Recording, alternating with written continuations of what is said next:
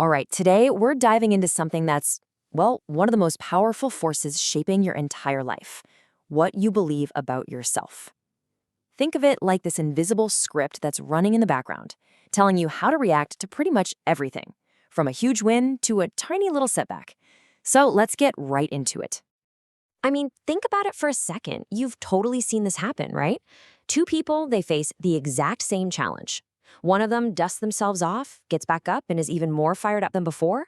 The other one, they just stop. They give up. So what's the deal? What is the one thing that separates them?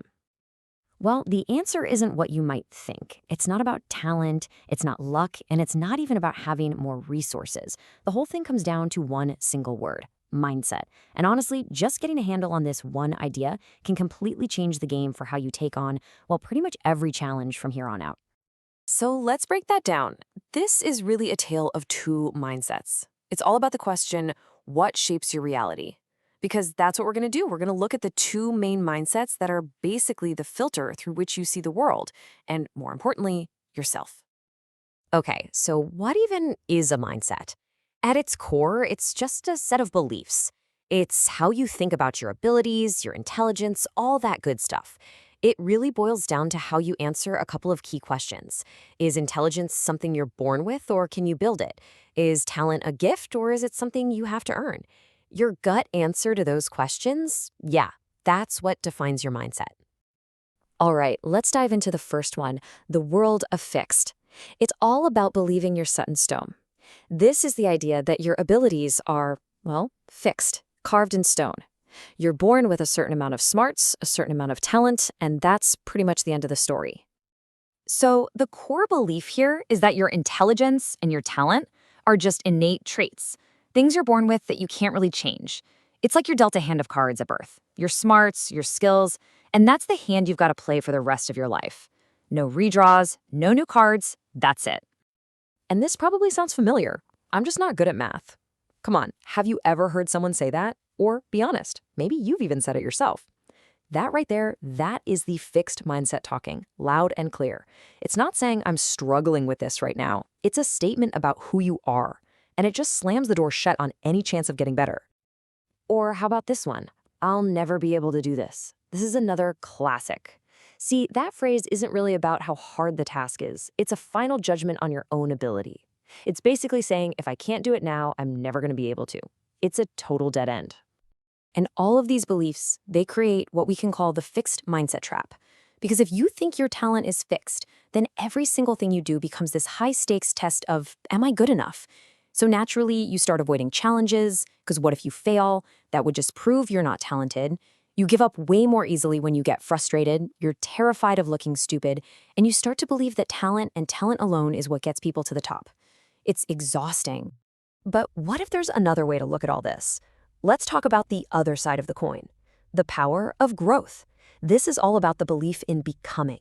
It's built on a totally different foundation, one of potential, of development, of becoming something more than you are right now. Okay, so the growth mindset, it completely flips the script. It's the belief that your intelligence and your skills can absolutely be developed. It takes that hand of cards you were dealt and says, hey, that's just your starting point. Your real potential, it's a total mystery. And the only way to find out what it is through effort, learning, and just plain old perseverance. Just listen to how different this feels. Every mistake helps me grow. See, a mistake isn't some final verdict on who you are. It's more like a signpost on a road. It's just data telling you, hey, maybe work on this a little bit.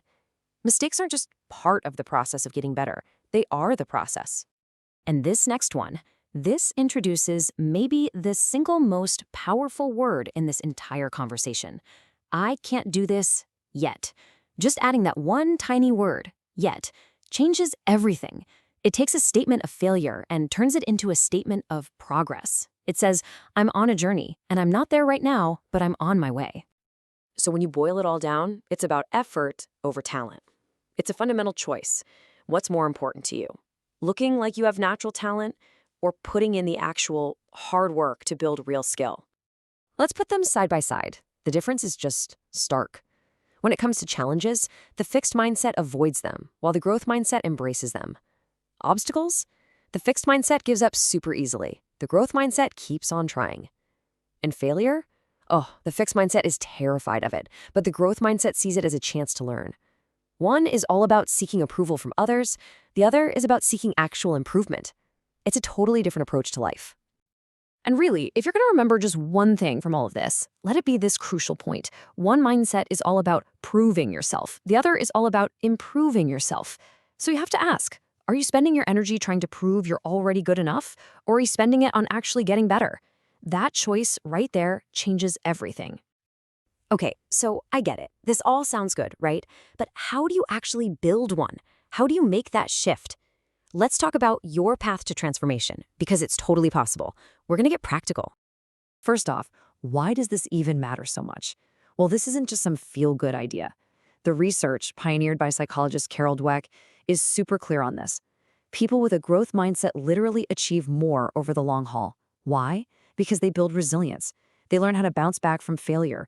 They become true lifelong learners. So you want to develop a growth mindset? Here are 4 steps you can start with, like today. Number 1, add that magic word, yet, to your vocabulary. 2, celebrate effort, not just the final result. When you succeed, praise the grind that got you there, not just the win. 3, learn to see feedback for what it is, a gift, instead of taking it personally. And number 4, make it a point to challenge your comfort zone every single day. That's the only place where real growth happens. At the end of the day, it's all about persistence. I mean, look at Thomas Edison. People talk about his thousands of failures trying to invent the light bulb, but he had a totally different take. He famously said he didn't fail over 1,000 times. He just found over 1,000 steps or 1,000 ways that didn't work. For him, every so-called failure was just a necessary step on the path to invention. And you see this pattern everywhere with people who achieve incredible things. They all shared a growth mindset. Michael Jordan, he was famously cut from his high school basketball team. He could have just said, "Guess I'm not a basketball player." But he didn't. He used it as fuel. J.K. Rowling was rejected by 12 publishers before Harry Potter got a yes. They didn't see these setbacks as the end of the road. For them, it was just part of the story. So let's wrap this up with the most important idea of all. Your potential is not set in stone. It's not some number you were born with. It's a living, breathing thing that you can grow with your choices and your effort. So the only real question left is, what will you choose to grow today?